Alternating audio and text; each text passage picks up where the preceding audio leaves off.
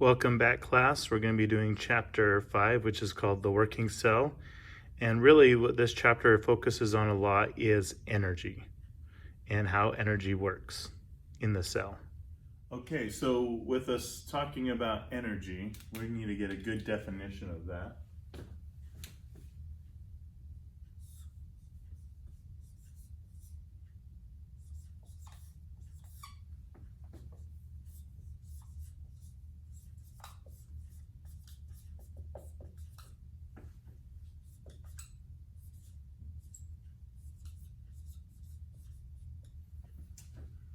So energy is the capacity to do work. So anytime you are performing some type of work, or anytime some other organism or anything that is doing work, we call that energy. And we have two forms of energy. We have our kinetic energy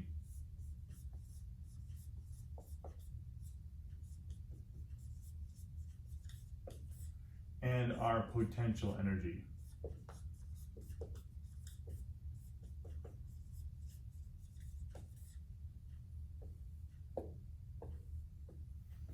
All right, and our kinetic energy is the energy of motion.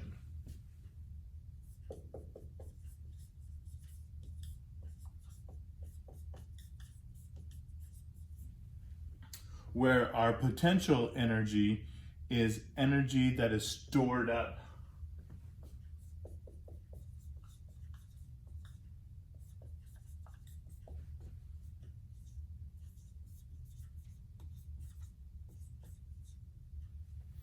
And one thing when we talk about energy, and we learn a lot about energy, is that energy is constantly going from one form to another. So it's called this transformation of energy, that you're neither creating or destroying energy, you're just changing it from one form of energy to a next. And that's what we see with kinetic and potential energy.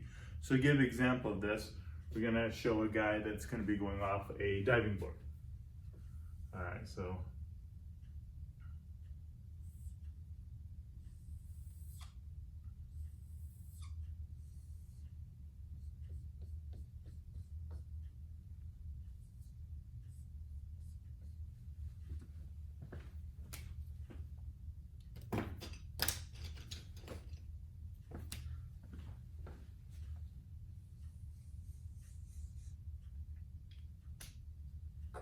All right, so here's our guy. Right now he has very little low potential energy that is stored up. And his kinetic energy, as he's staying still, is non-existent. But what he's going to end up doing is he's going to start climbing this ladder. And as he climbs this ladder,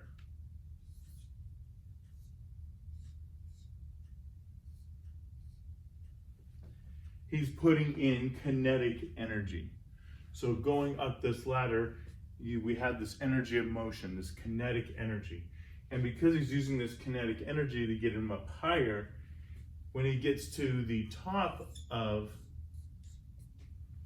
the diving board, now he has a high potential energy, because all that kinetic energy now has been transferred over to potential energy, so the potential to do something with it.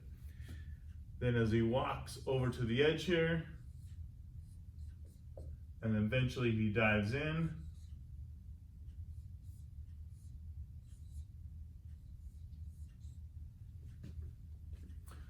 Once again, right at the edge here, he has a lot of potential energy. And as he dives in, now he's got this kinetic energy. And that kinetic energy then, once he hits the water,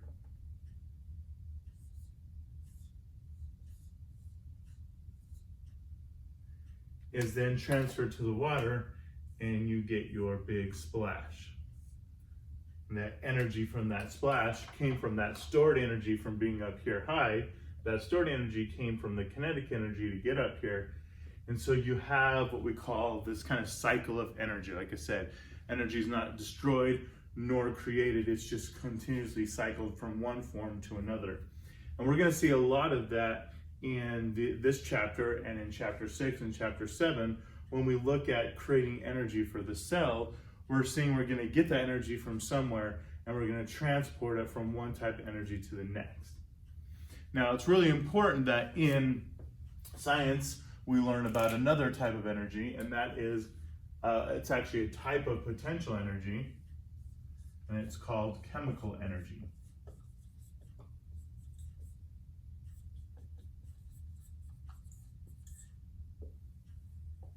Okay, so chemical energy is the energy that is a type of potential energy that is stored in the chemical bonds of molecules.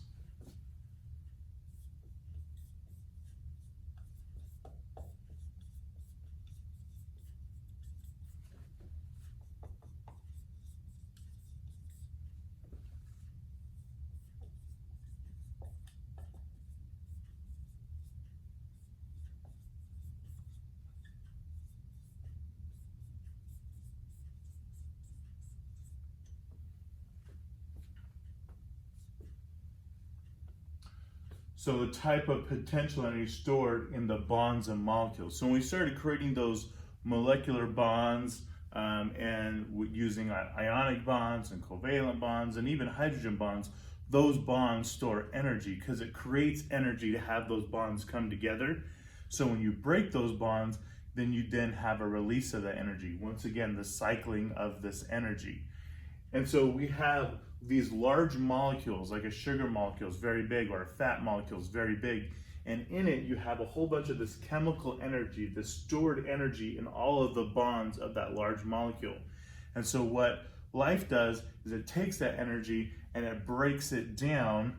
And then as it's breaking it down, it uses that energy to then create other forms of energy or allow for the cell to do all the different mechanisms and everything that it needs to do. So kind of give an example of this, the cycling of energy and the storage of energy. Let's look at like a car, a combustion engine car. So what do we need for a car to move? So here we have our car. It's going to be the best picture of a car you've ever seen.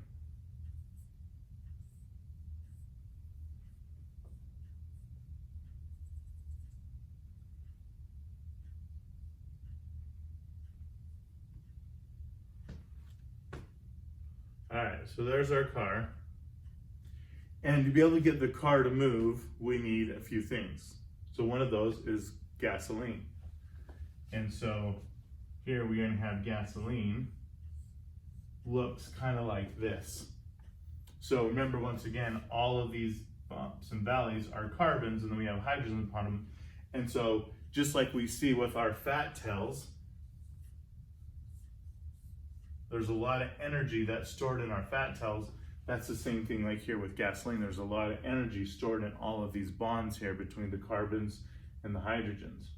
So we have gasoline, but gasoline's not the only thing that we need to make a car go. That's not the only product. The other one is, if you think of like burning a match, and if you burn a match and you put it in a jar and you screw the jar shut, that match goes out really quick because it burns up all the oxygen. So you need something to help burn the gasoline, and that's going to be oxygen. So O2, remember O2 is two oxygen molecules that come together because they do a covalent bond. So it's just the natural oxygen that's in the air that we breathe, we call molecular oxygen. So we have our gas plus our oxygen, and we have those in the car, and then the car is able to move. But because we're putting things into it, we also have to have things come out of it, right? So these are the products, are the reactants, and then the products of those are going to be coming out on the other end. Or in other words, what comes out of the tailpipe. So what comes out of the tailpipe? We have carbon dioxide, so CO2. We have carbon monoxide, CO1. And then we also have water, H2O. And what we see here is, like I said, this gasoline is actually, let's say 1, 2, 3, 4, 5, 6 carbons carbon 6, and then 3, 9, 8, 3, 6, 8, 10, 12, 14, 14 hydrogens. And then we have obviously our oxygen here, right? We have 2 oxygens. So all we did was we took all of these different atoms, carbon, hydrogen, and oxygen. We have a bigger molecule here, and we created smaller molecules from it. We've created carbon dioxide, carbon monoxide, and water. Because we broke down this bigger molecule, energy is released. And that energy is used now to make your car move. But not all of the energy is used to make the car move. Some of the energy releases as heat. And then the other energy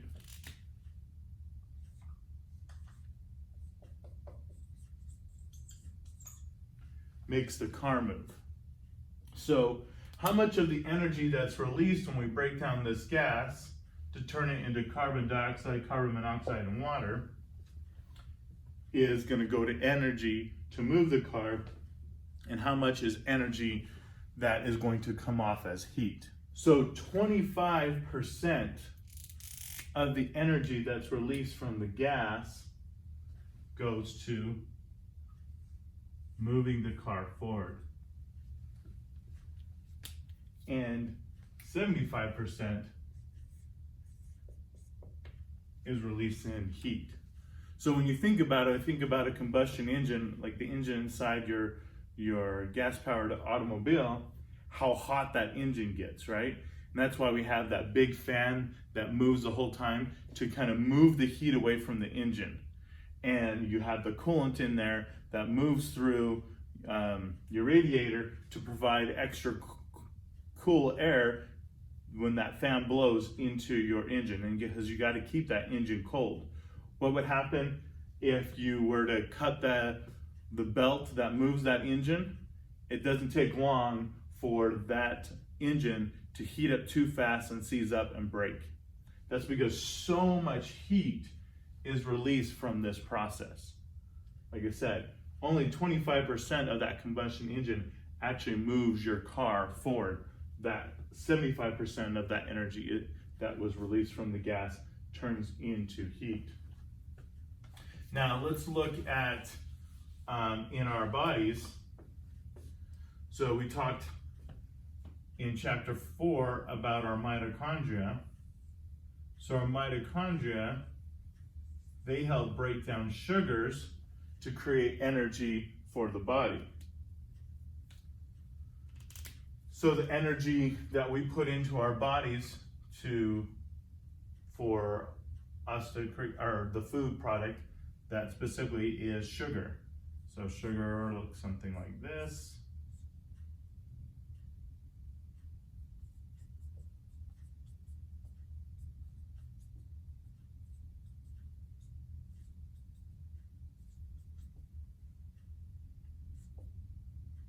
And so this is C6H12O6. So sugar has 6 carbons, 12 hydrogens, 6 oxygens. So a lot of bonds here, just kind of like our gasoline, a lot of bonds here that we can break. But we can't just do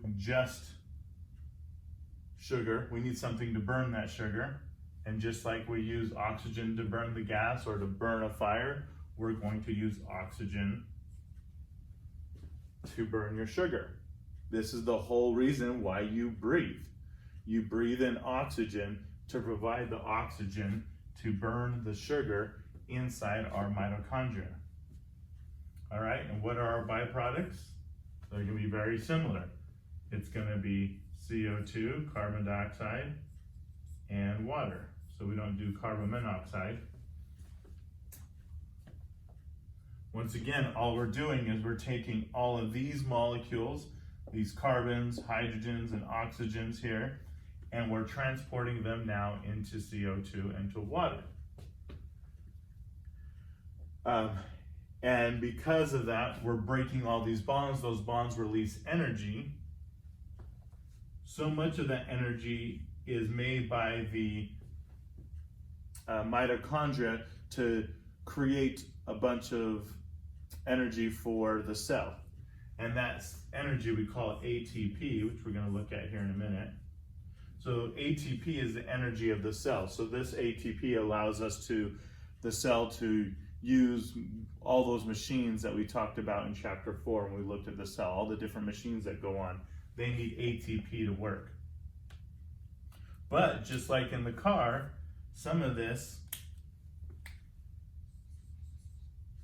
comes off as heat. So in our combustion engine, we had 25% as energy to move the car, 75 went off as heat. What's going to be our percentages here? Well, it's better. Not a whole lot better, but definitely better. We do 60% goes off to heat, and 40%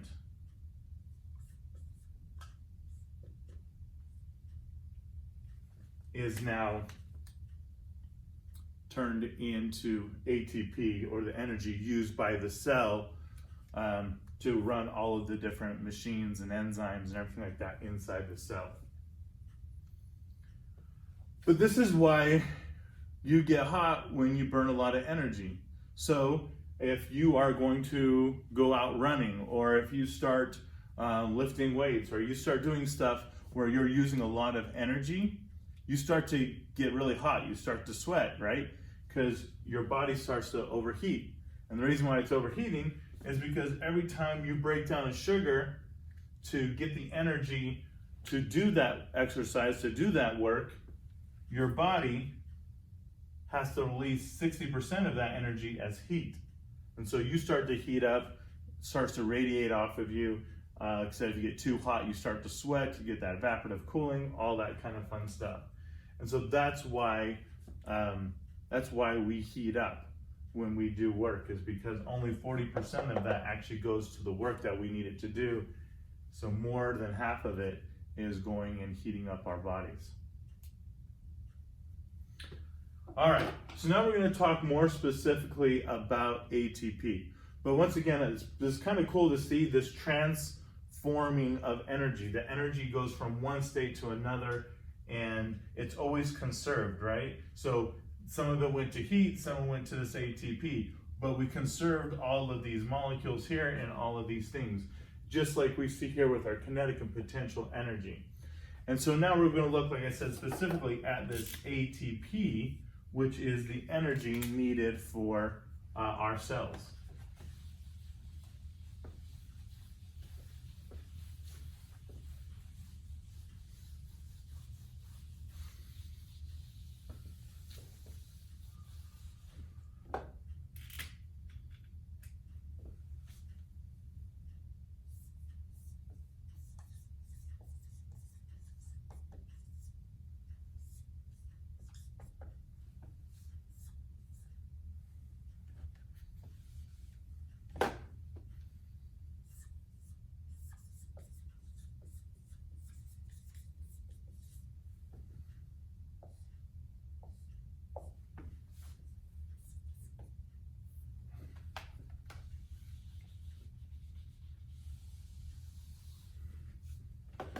Try that again.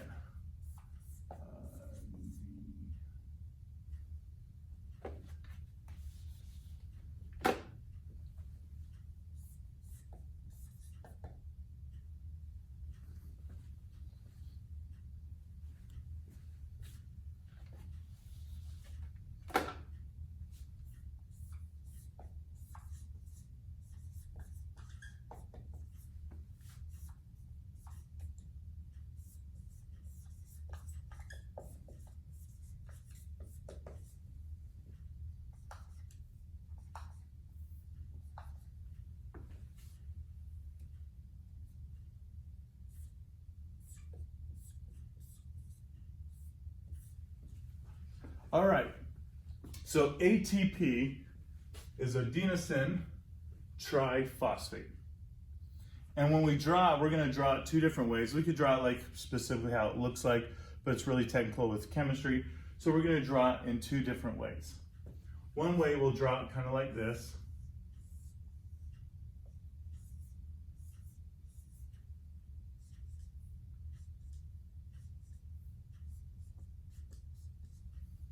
All right, so adenosine triphosphate has 3 phosphate groups. Triphosphate, right? Tri standing for 3, like a tricycle, all that fun stuff. Each one of these phosphates are negative. Now, what would happen if you took 2 magnets that are on the same negative south pole and you try to put them together, right? They repel each other when you try to put them together because they don't want to be with each other. So that's almost kind of what's happening here is we have these adenosine triphosphates that are connected to each other, but they're negatively bound, so they actually don't want to be next to each other because they really want to release. And so when they do release, they release a lot of energy. And so ATP has a lot of energy, not only in the bonds, but in this extra type of electromagnetic energy between these negative phosphates. Another way we'll draw ATP, and you see this quite a bit in your book, is it kind of looks like one of those Batman POW signs from the old Batman comics. Like that, right? And so we'll draw them a little bit like both of these when we do ATP. We're going to use ATP quite a bit in the next little bit of the chapters. But this is just representing that ATP has a lot of energy. And this is just representing, okay, this is kind of what it looks like. We have this adenosine group, and then we have these triphosphates, these 3 phosphates that are hanging off of it.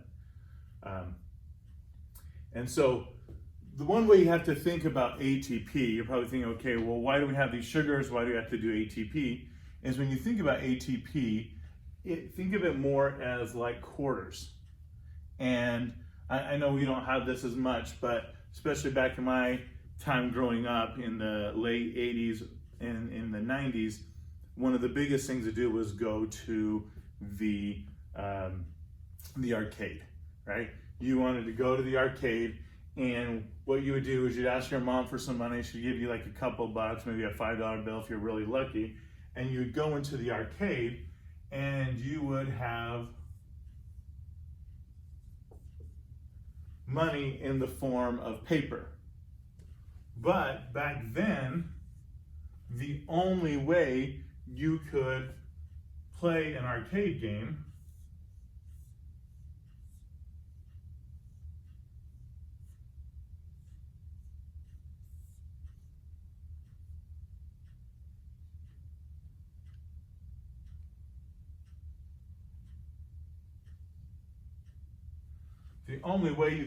arcade game is if you had a quarter.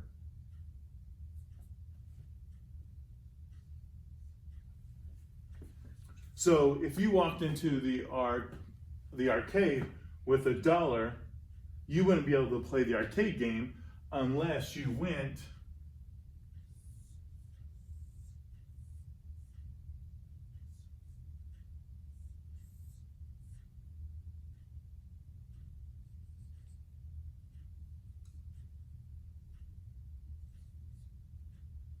to the coin changing machine. You had to go in, put your $1 into the slit, get your quarters out, then you could take your quarters and you could play your game. Well, this is kind of how our cells work. In this analogy, our dollar bills, our paper money, is sugar.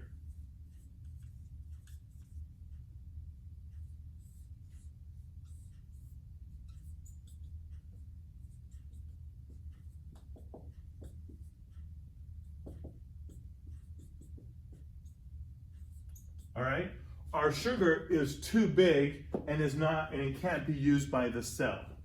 So here's our cell nucleus.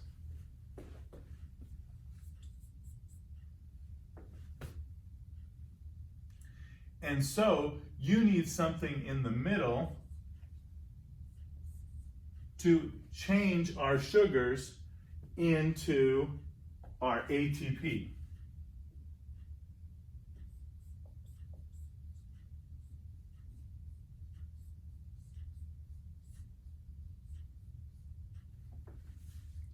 And that thing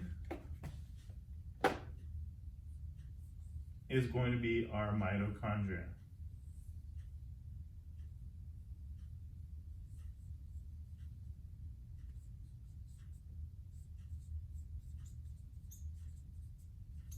So we talked about the mitochondria in chapter 4 being the power plant of the cell because it provides power. And it does that by taking our sugar, turning it into energy in the form of ATP. And now that ATP can do the work it needs to inside the cell. Just like our dollar bill gets changed into quarters, and then those quarters can work your arcade game. That's kind of this whole aspect. And so specifically when we start looking at this in chapter 6, so in the next chapter, we're going to be looking at cellular respiration, and we're going to see how this whole process works. How do we go from a sugar molecule to ATP? And it's a big, long process, but we're going to kind of see how that works. But really quick, I just want to show you show you how ATP actually does this part. So we'll save this part here, how do we create ATP, for chapter 6, but I want to do this part here. How does ATP actually work the cell?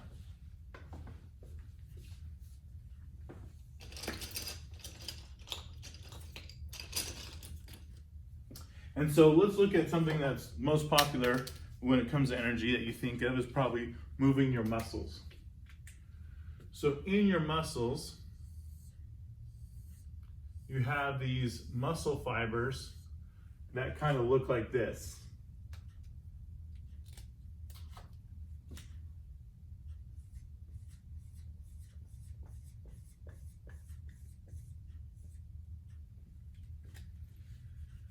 And then you have this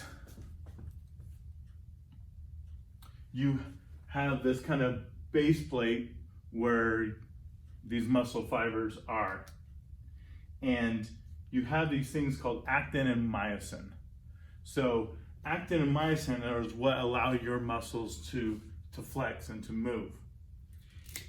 And it kind of looks like this weird looking arm that comes down, and it has this head right here. And you have a bunch of these.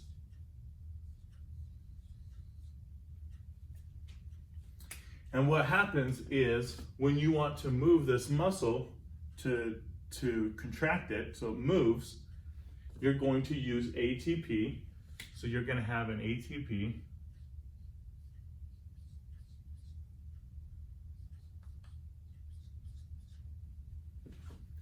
And what ends up happening is these ATP actually release a phosphate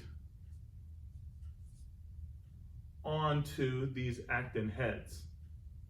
So one of these phosphates here comes off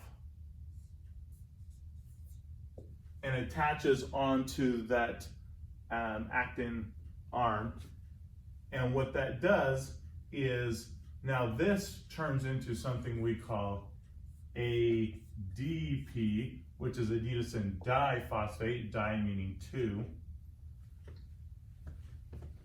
So these guys lose one of their phosphates.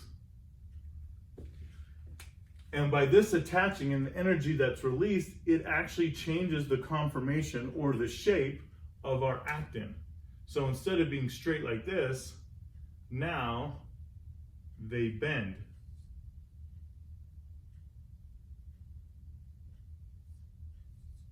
And that bending is actually what contracts now this muscle tissue here. So these actin heads that are attached to these myosin right here, once you release that ATP and that phosphate, it, like I said, does a conformational change, changes the shape of it. Now it allows that muscle to contract. So that's how the energy from ATP uses for muscles. Now, another thing would be, in chapter 4, we created our cell membrane with our proteins embedded in it. And one of them we had were these transport proteins.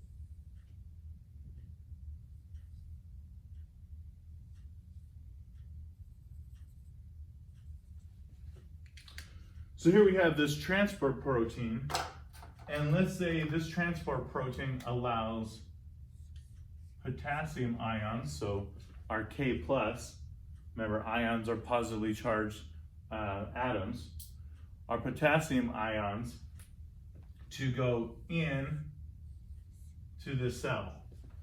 But let's say we want to limit how those potassium ions come in the cell. Remember, we talked about how that's the main part of the cell membrane, is to manage or regulate what comes in and out of the cell. So let's say this protein is actually closed off right now, because the cell doesn't want any of these potassium ions that come in. It doesn't need it. Well, now the cell needs it, so it can send energy. So here's our ATP.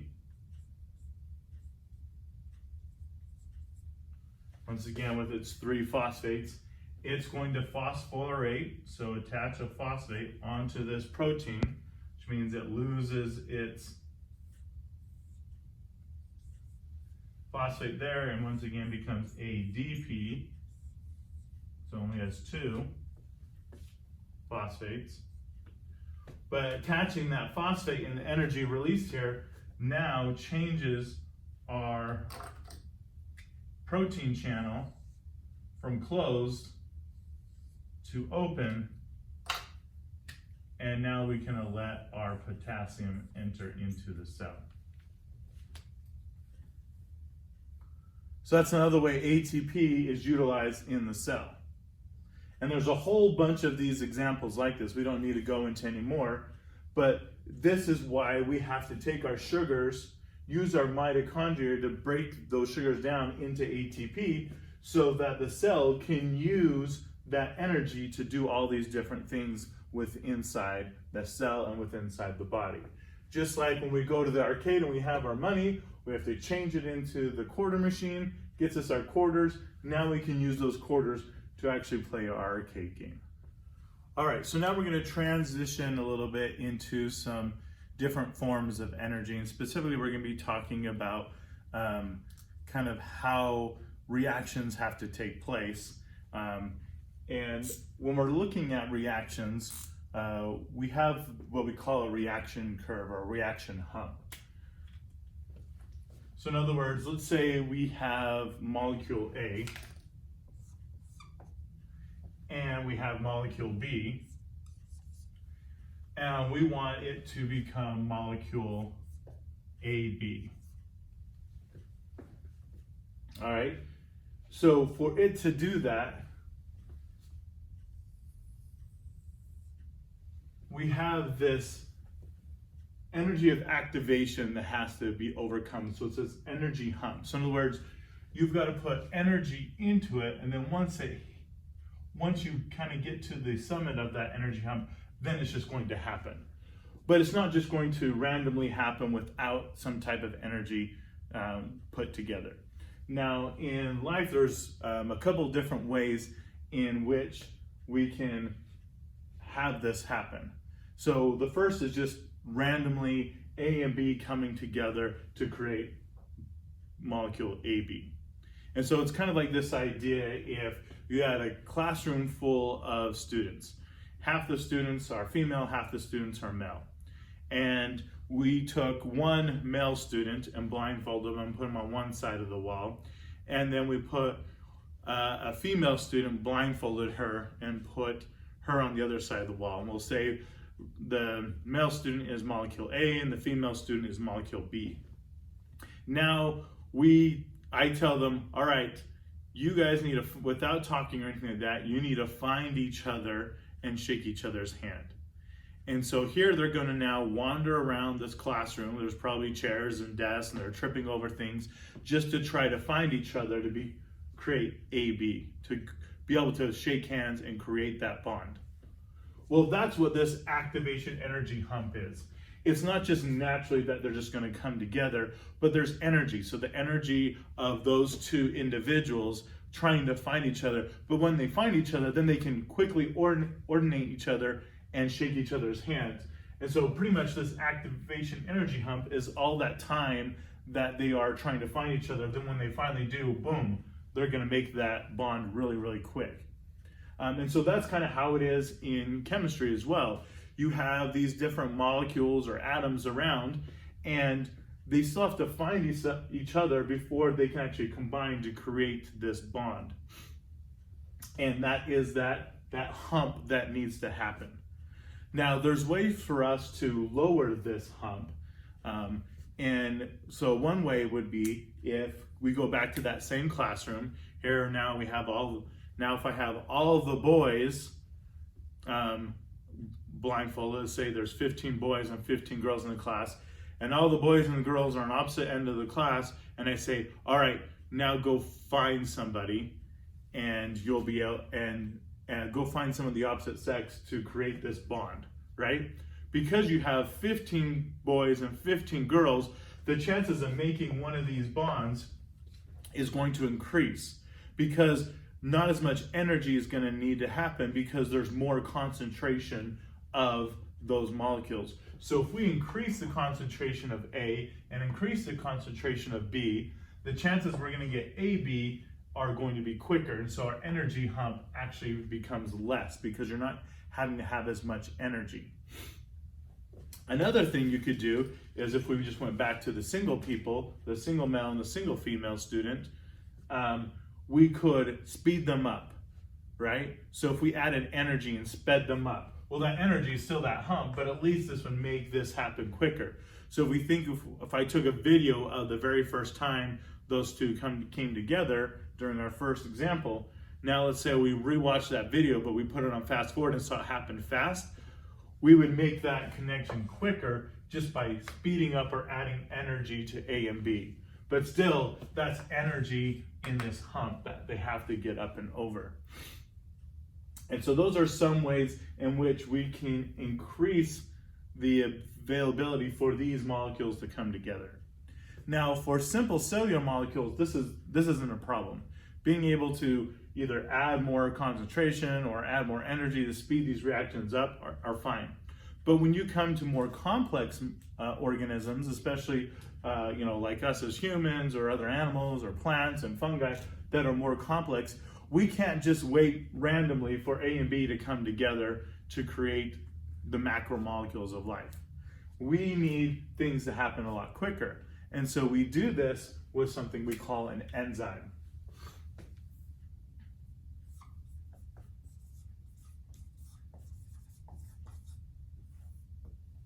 So enzymes are machines, in a sense, that allow for reactions. So they're catalysts, right? So they allow for reactions to happen quicker without being used up. And that's what a catalyst is.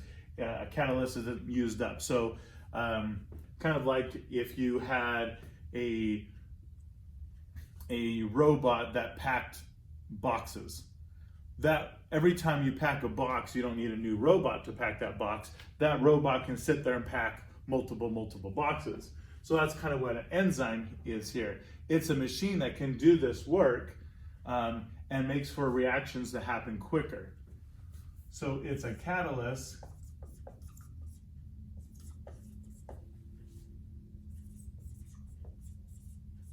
which makes reactions happen quicker. All right? And because of that, when we use an enzyme, we can lower this activation hump even less. They're still going to be there because you still need the energy, and that energy now is actually in the form of the enzyme. But what the enzyme is going to do is it's going to take A and take B, put them together, and create AB. It's going to do it really quick. Instead of waiting for A and B to naturally come together, it's going to just do it really, really quick. And we need enzymes, like I said, in complex life, so that we're not waiting forever for these reactions to happen and then die.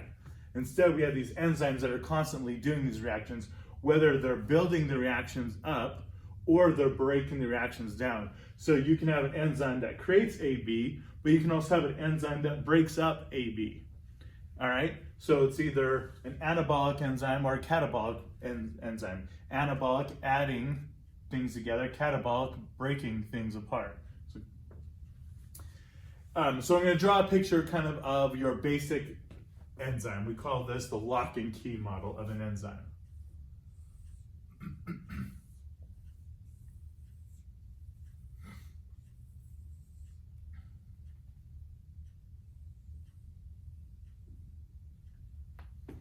All right, so here is our enzyme, and there's a few parts to this enzyme. First, here we have what we call the active site.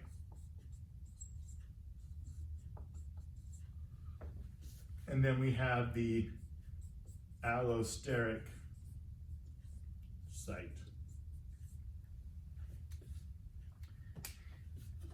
And then we have our thing that goes inside the enzyme, and that's called our substrate.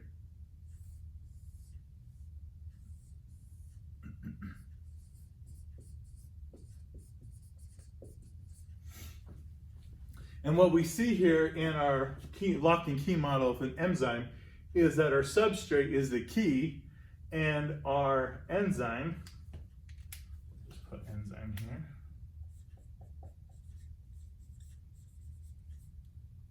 is the lock.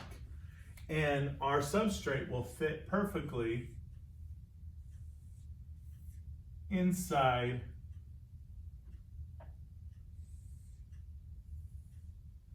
the active site of the enzyme. And when it does that, the enzyme will then do its job. So this enzyme is going to be a catabolic enzyme, so it's going to break up our substrate.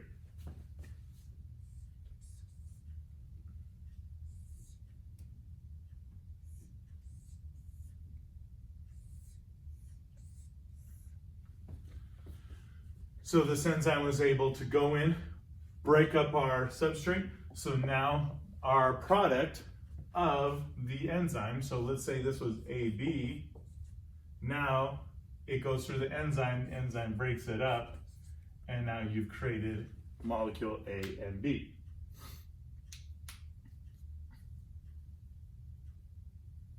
Now we can do another enzyme that would be anabolic. So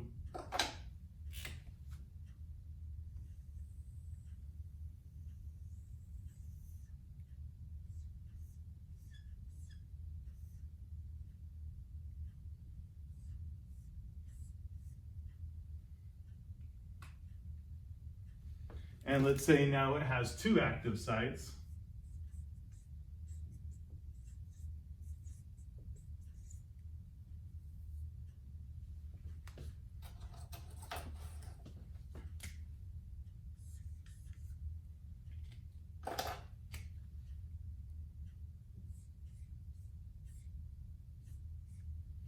You have our substrates. They enter into the active sites.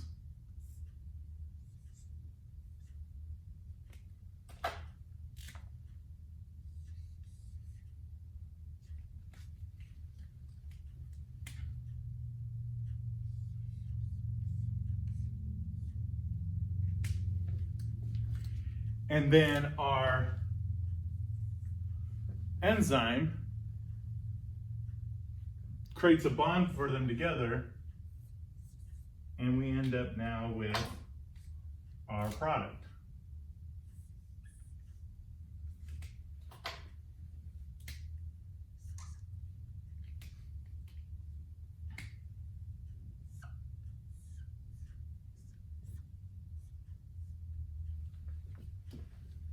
All right, so this would be an anabolic, so it's bringing things together, this enzyme over here. All right, so with enzymes, there's actually ways we can inhibit the enzymes. And we have two forms of inhibition, and that's where we have our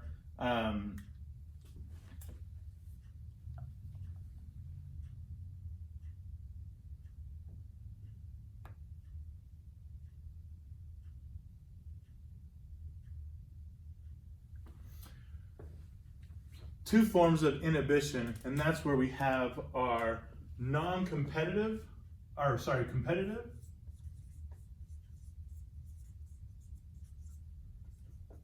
inhibition and non-competitive.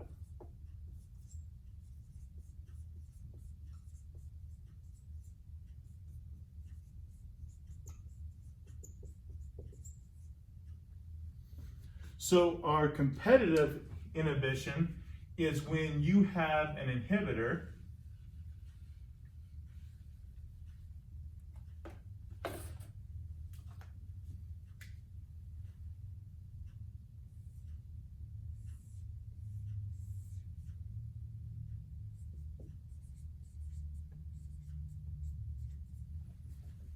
that has a similar shape as your substrate,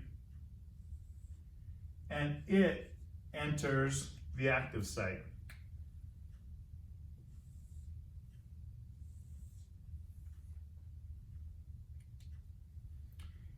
And at that point stops the substrate from being able to enter the active site. So it's competitive, that's a T. It's competing for this active site. And so this inhibitor, it blocks up that active site, therefore your substrate can no longer bind to the active site, and essentially it turns off your enzyme. So that's how you inhibit your enzyme. Another way you can inhibit the enzyme is our non-competitive inhibition, and that deals with our allosteric site. So we haven't talked about that yet. So this is one way.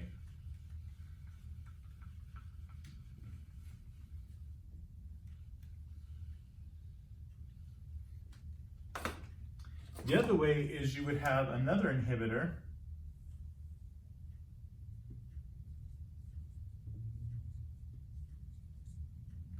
that enters into the allosteric site.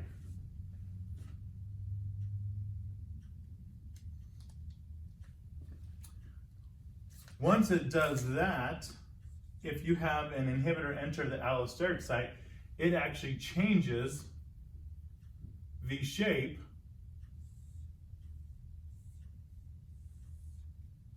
of the active site. And now, once again, our substrate can't enter in here because it's not the right shape, because the allosteric site changed the shape of the enzyme. So having this inhibitor entering the allosteric site changes the shape of the active site, inhibiting, and this is our non-competitive, because you don't have, the inhibitor is not competing for the active site, it's just entering the allosteric site and changing the enzyme. Now, this is actually how antibiotics work. So if you get like some type of infection, maybe you get like a pink eye and an eye infection, or maybe like an ear infection or something like that, and bacteria start to overgrow and infect a part of your body. What are the antibiotics we use are antibiotics that either have inhibitors that go into the allosteric site, or competitive inhibitors that compete for the active site of the enzyme. And so what happens is the enzymes found in bacteria are different from our enzymes. So we can design a drug that actually goes in and inhibits, either through allosteric way or the non-competitive here at the active site, and it will turn off the enzyme of that bacteria. Well, even though I said bacteria are kind of simple type of organisms, they're still actually very complex, that if their enzymes are all turned off, they're going to eventually die, because they can't wait forever for A and B to come together. They're the same way. They have a bunch of enzymes that do all these things that help keep them alive. And if we have this antibiotic, which is this drug that goes in and inhibits the enzyme, then that bacteria is going to end up dying because the enzymes are no longer working. You're shutting off the machines inside of that bacteria, and then that bacteria is going to die. And that's how antibiotics work for us. Now, besides antibiotics, there's another way to affect our enzymes, and that's through the environment. So if we go back, let's take out our allosteric.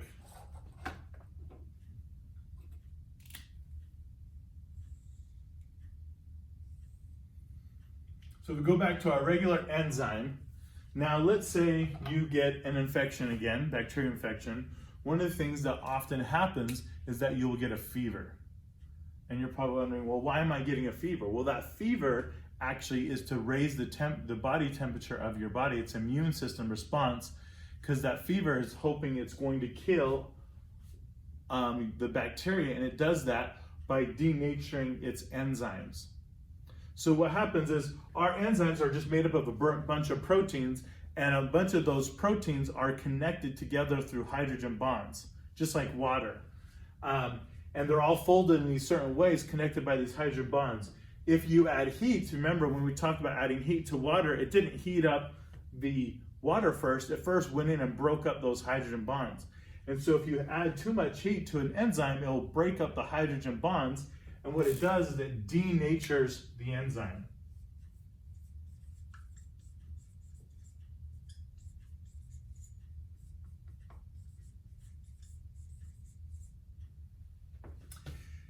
And instead, it really turns your enzyme all skiwampus, and it's no longer a functioning enzyme. And so that's what your body's trying to do by raising your temperature up. It's hoping to kill off the enzymes of the bacteria or the virus that's infecting you, so that your body can now deal with a smaller amount of that bacteria with your immune system. Well, this is dangerous because you always hear, oh, if you have a temperature of 104, you really need to break that temperature. And the reason for that is that our enzymes in our body as well can also be denatured.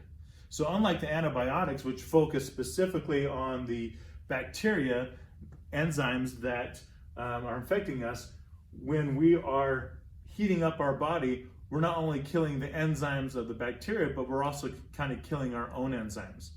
The main difference is there's more of us, and so we can sacrifice a few enzymes because we can build those back up, and we have multiple cells, where that individual bacteria, if it dies, it's gone, it's done for, right? But if we have a high temperature for too long, eventually we could die from it because we're going to kill off enough of our enzymes that we can't recover from it. We can't do all these great processes that these enzymes do for us, and then we will die as well. Another way you can denature is through changing the pH. So pH will do the same thing. If you have something too acidic or even too basic, it will denature an enzyme. So your denature enzymes are through heat or change in pH.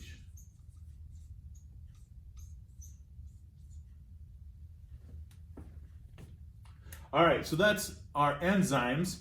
We're now going to jump into another form of energy.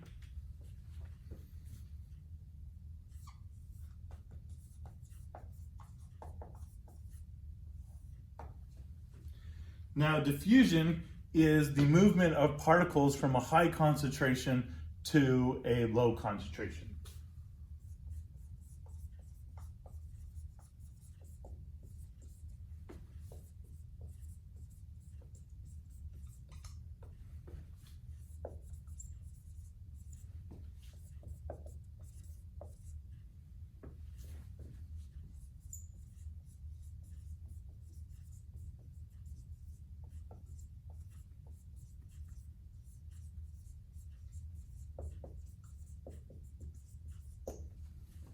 All right, so a good example of this is like an air freshener in a can, like if you have a can of air freshener.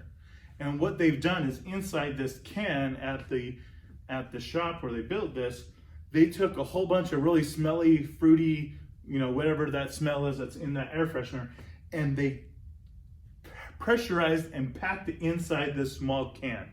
So it's huge concentration, a very high concentration of this air freshener. All right, so here's our air freshener.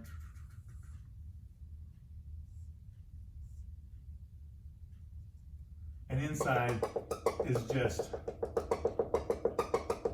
a really high packed amount of concentration inside that air freshener. The minute I press down on this, these high concentration of particles are going to want to leave because they want to move to a low concentration. They don't want to be all packed next to each other, right? Kind of like this idea, like if you go to like a concert or something in your room and you're all packed next to each other, you probably don't like that. The minute they maybe open up a door, you're going to want to get out and spread out so you're not like right next to each other and all that kind of stuff. So same kind of idea here. So the minute I press this and allow for an opening in this can, because right now it's all sealed off, but when I push this down, it allows for a small opening in this can. Immediately, a bunch of these particles are going to leave. And as they leave, they're going to spread out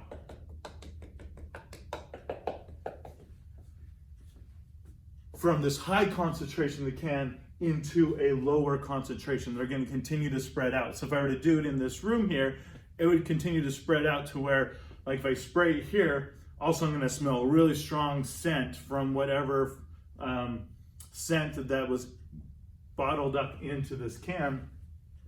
It's going to be really strong. And then after about 5 or so minutes, it's going to spread out through the whole room, where I can go on the other side of the room and I'll still smell it. I won't be as strong because it won't be as concentrated right here where it's coming out. But eventually it's just going to spread out evenly in this room, because particles, which include molecules, atoms, pretty much anything, want to be in a lower concentration. They want to go from high concentration to low concentration. This just naturally happens. We don't have to force them to do this. We need to force them into this high concentration, right? They're not just going to randomly come together to a high concentration. So in that shop where they created this air freshener, they had to pressurize and put a lot of energy in here. And so you still have that transfer of energy, because we used a lot of energy. Now we have a whole bunch of potential energy here. Now we have all of that potential energy turn into kinetic energy as these particles just start to swing out and spread out all over the room. So that's diffusion. So with diffusion, we have a bunch of different options when we see diffusion happening in life. And so I've already went ahead and pre-wrote these down and drew some nice membrane over there. So we have passive transport, facilitative transport, and active transport. So we already talked about just that natural diffusion, movement of particles from high concentration to low concentration. Well, when we're using a membrane, we will have diffusion of particles through a membrane. We call that passive transport. And I represented that with this black dot here. So on our membrane here, I can find my black marker. On our membrane here, we have our little black particles. Now these guys are small enough that they can naturally diffuse through passive transport, so through this membrane, in between these phospholipid bilayers. So because we only have a few inside of the cell, so this would be the inside of the cell, this would be the outside. These guys are small enough that they can sneak through here and they will naturally diffuse. So because there's a higher concentration, they're going to naturally diffuse to this lower concentration. So that's our passive transport. Facilitative transport is usually when you have a molecule that's too big to be able to go through that membrane. So you need some type of transport protein to facilitate that. That's why it's called facilitative transport. So diffusion of particles using a transport protein through a membrane. So here we have these blue ones, so this is marked here with our blue. So these blue ones, here this is a transport protein and embedded inside our membrane. And because we have a larger or higher amount of your blue molecule here, they're going to want to naturally diffuse, and because they're too big to go this way, they're going to end up utilizing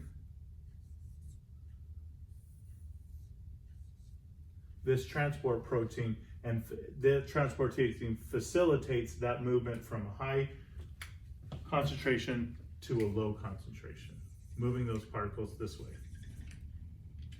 Now lastly here we have active transport. Now active transport is actually going the opposite direction. Because we're going the opposite direction, it's going to require energy. So energy required to move particles across the membrane. So if we look here at our red particles, we see that there's more red particles here in the inside the cell than there are outside the cell. And the cell wants to bring in more red particles, so maybe these red particles help with something specific with inside the cell, so it wants more. So naturally, these red particles want to leave, but because they're in this container of the cell, they're not able to leave. But it makes it so these guys don't really want to come in. So we're gonna have to use some energy to get them to cross that membrane. And so what's going to happen is here, these molecules are going to be attracted to the center of this protein.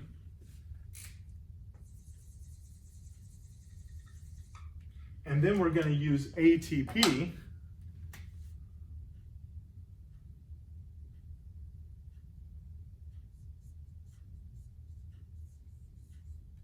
and our ATP is going to provide the energy that we need. So it's going to phosphorylate, so phosphate group's going to come out. This is now going to turn into ADP. And this will now change the shape of this protein. So now it opens from the inside instead of the outside of the cell.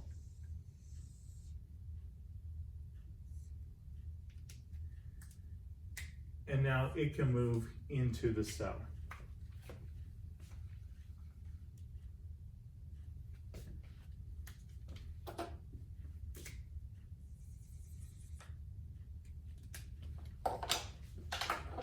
But like I mentioned before, this requires energy. So we had to have that ATP to have the energy to push this going the opposite direction. It's kind of the idea of being like in a boat and being on a river.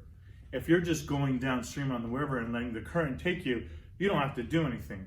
But the minute you want to go upstream, you got to put energy in now. You've got to row and get yourself upstream. And so that's what happens here with active transport. You have to have that energy, which is in the form of our ATP here, to make this molecule go upstream, go the opposite direction of the way the molecules want to go. And so that's our active transport.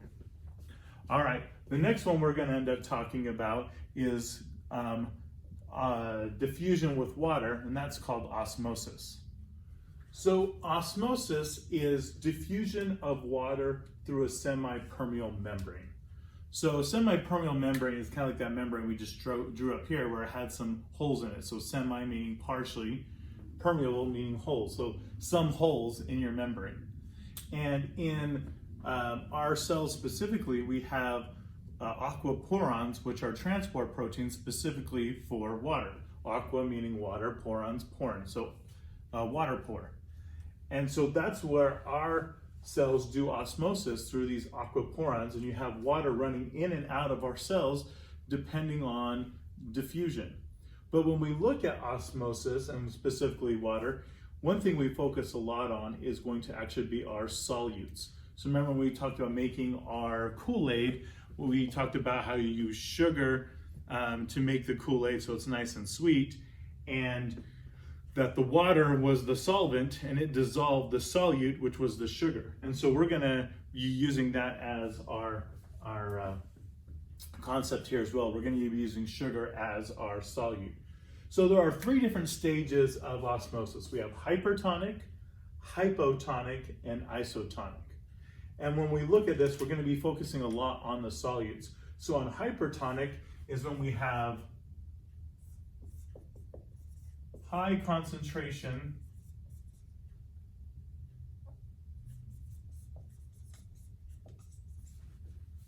of solutes. And we're going to put under here sugar.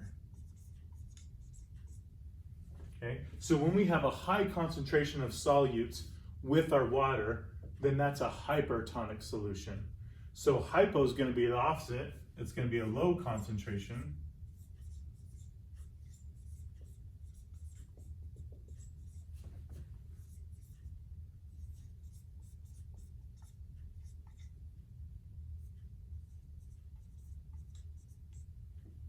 So a low concentration of solutes is going to be our hypertonic solution.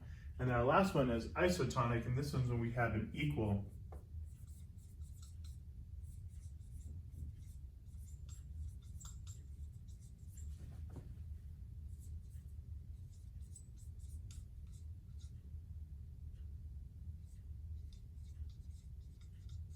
So that means the concentration outside of the cell and inside the cell is equal. So you have an equal concentration of solutes. So high concentration of solutes in the cell, a low concentration of solutes in the cell, and an equal concentration of solutes in and out of the cell. All right, so let's draw a picture to kind of get an idea of this. So here's our cell. And in our cell, we're going to have water in the cell, H2O, and water out of the cell, right? H2O. And water is going to want to either move out of the cell or into the cell depending on what type of solution is inside the cell. So we're going to draw our solute. So our solute is going to be our sugar. So our sugar is just going to be this 5-ring pentose sugar.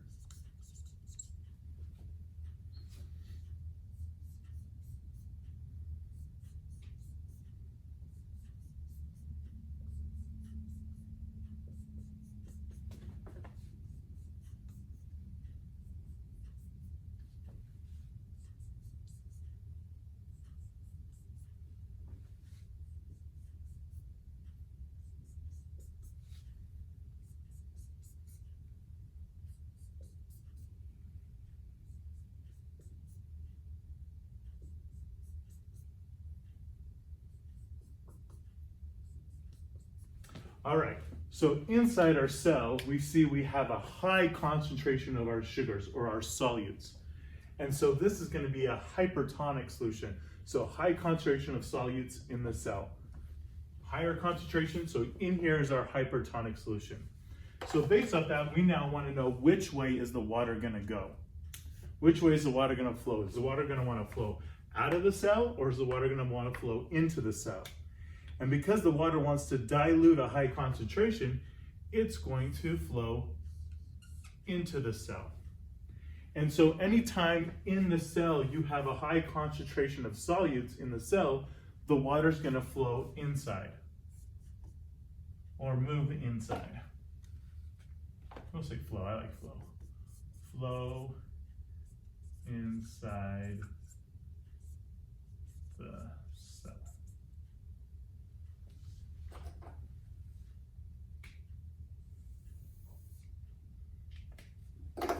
All right, so once again, hypertonic solution, more sugars inside the cell, it's hypertonic, so the water's gonna flow in to try to dilute how much sugars there are in there. All right, now let's switch it up. And what happens if we end up having more sugars on the outside than the inside?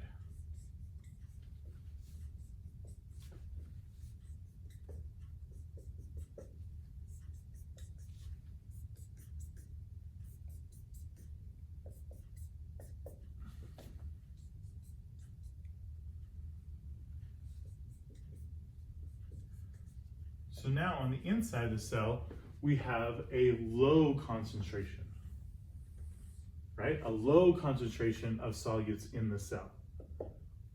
So which way is the water going to want to move? Now the water is going to want to dilute the higher concentration on the outside, and so the water is now going to move outside of the cell. So it's going to move outside the cell because there's less solutes on the inside.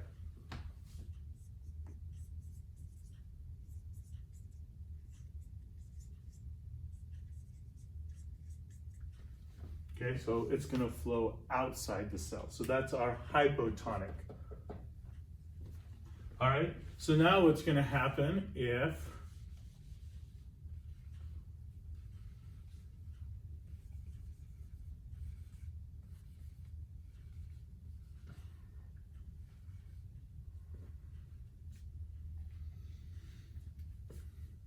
now here in this situation, we have a equal concentration.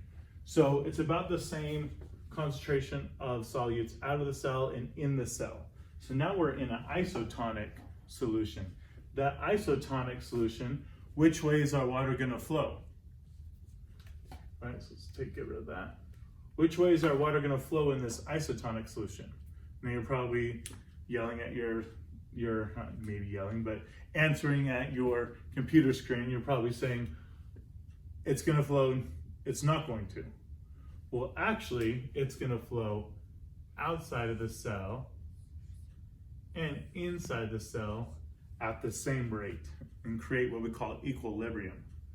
And so isotonic, you always have water moving in and out of the cell. So in isotonic solutions, it's doing it in equilibrium. So it's moving in and out of the cell at the same rate. So flowing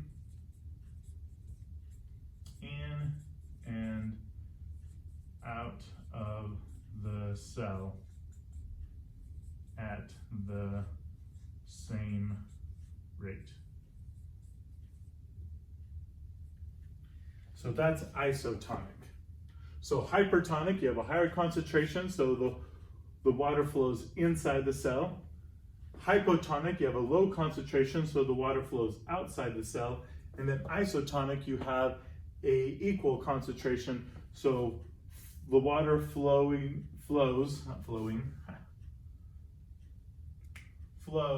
in and out of the cell at the same rate. So that is our osmosis. And the way I always remember these is hypertonic. I always think of what happens when you give a kid too much sugar. So if you have a whole lot of sugar, they're going to be hyper. So if you say hypertonic, a lot of sugar, which means a high concentration of solutes. Hypotonic, I always think of like a hippo, hippo. If you had one hippo in a stream, there's going to be a lot more stream, or a river. There's going to be a lot more river than the hippo. So it's a low concentration of your solutes. And then isotonic, I always think of Kobe Bryant, God rest his soul. When he used to play basketball and the game was on the line and it was like the last second and it was a really close game, he would walk down the court and go like this, and he was calling for his isolation play. And this isolation play meant that he wanted to take his defender one-on-one, so all the other players get out of the way, he's going to take his defender on one-on-one. So isolation equal one-on-one amounts of your concentration. All right, that is the end of chapter 5.